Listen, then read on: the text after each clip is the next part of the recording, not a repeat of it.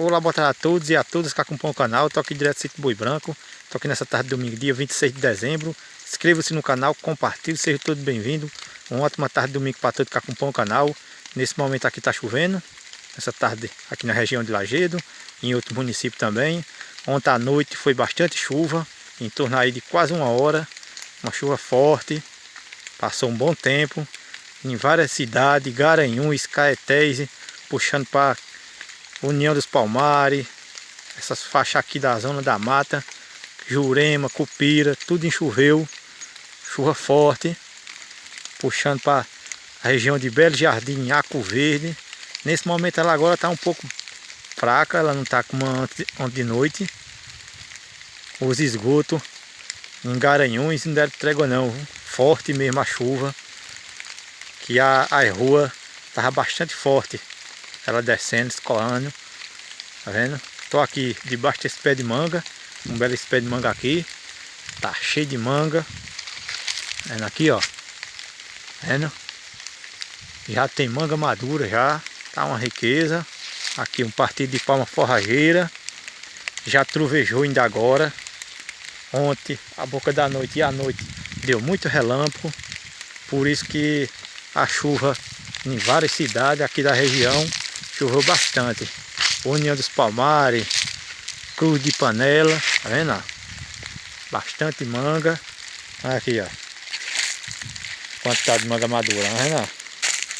Ah, essa aqui chega a tá, ó. Daqui a pouco botar na bolsa e levar pra casa, tá vendo? A fartura. Manga madura. Tem bastante, tá vendo? Daqui a uma semana pode vir aqui de novo que você encontra mais outra quantia de manga madura aqui. E depois que ela começa a amadurecer rapidamente, sempre tem manga madura, né? Tá vendo? Rapaz, aqui tá dando uma limpada na palma. Vários pés de caju, ó. Riqueza, riqueza essa chuva aqui para nossa região de Lagedo e vários lugares aqui do nosso Pernambuco e sertão, chovendo muito. A região da Bahia. Deixe sempre nos comentários como é que está o clima na sua cidade, seu estado, seu município. Vendo aí? Mandar um salve para Arapiraca. Quero mandar um salve para União dos Palmares. Choveu bastante para aquela região. Ali São Benedito, aquelas áreas. Choveu bastante aí. Bastante manga, tá vendo? Pé de manga aqui. Pé de manga já bem antigo, ó, o tronco dele.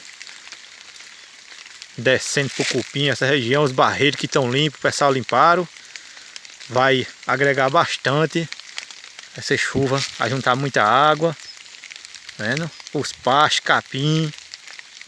Tá uma riqueza mesmo aí, ó. A manga sobrando, caju de fartura.